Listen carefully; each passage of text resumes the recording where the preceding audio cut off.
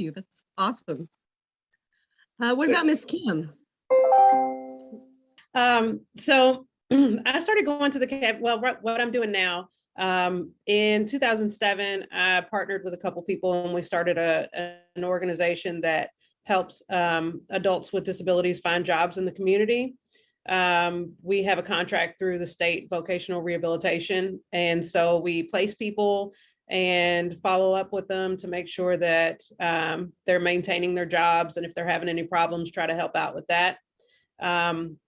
For the most part, I do have a small caseload, but for the most part, I handle all of the office management as well as managing the staff. And so I've been doing this for quite some time. And in the spring, I'm excited to hopefully pivot my career a little bit. And I'm going to go to Bellarmine to take a pre-SHRM CP class so that I can get certified in human resources. I was probably born at the Cabbage Patch. That's when I started going.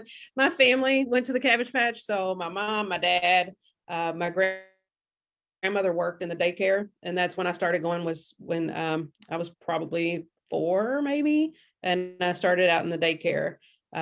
So I grew up at the Cabbage Patch with Kimani. We went to camp together. We were at the patch every day, and that was pretty much our life. My favorite thing to do, though, was probably play basketball. I did like to do arts and crafts with my mom, who also worked at the Cabbage Patch, and founded kind of the homework helper with Miss Fish. But also, do a different type of art with Mr. Chin, with woodworking and leather crafts and things like that. So it didn't matter what day we came, there was always something for us to do at the patch. And now my kids well, they're not babies anymore, but my son is a scholar and went to UK, and now he's going to finish up at JCTC. Thank you, Kim. We appreciate that. And you have quite a Cabbage Patch pedigree, going all the way back to grandparents and staff. And wow. So Taiwan. Oh, sorry, go ahead.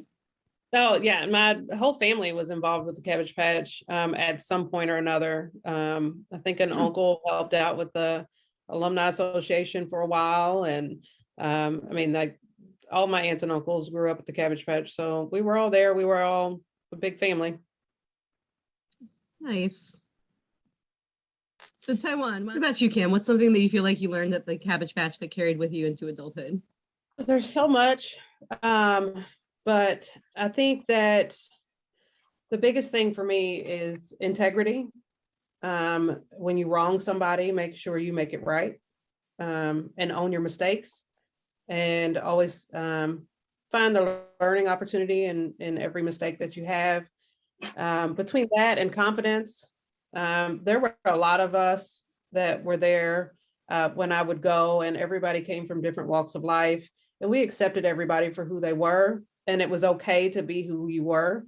And so I think that, having the staff to be able to reinforce that who you are is okay, and sending us off into adulthood to know that has kept us able to compete with, anybody in the workforce, or, made us humble in everyday life.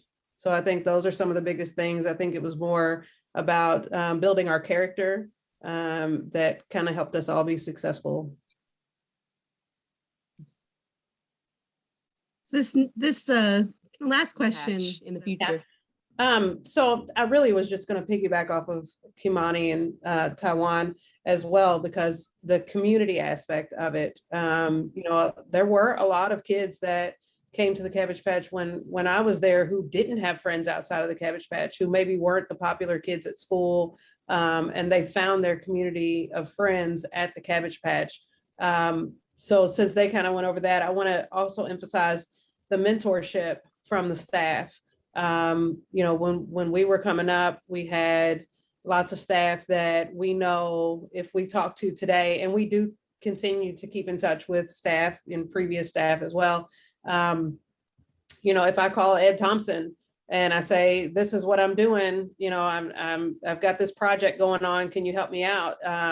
Then he'll drop everything and help me. If I talk to Mr. Holloway, same thing. If I tell him, you know, what I've been up to, I know that there are mentors throughout my life who are cheering for my success in the background. Just, you know, when I first met Megan, I had stopped, I had paused. I went for my bachelor's 1 to 2 classes at a time, and I had paused. And Megan's like, all right, come on, you know, time to go back.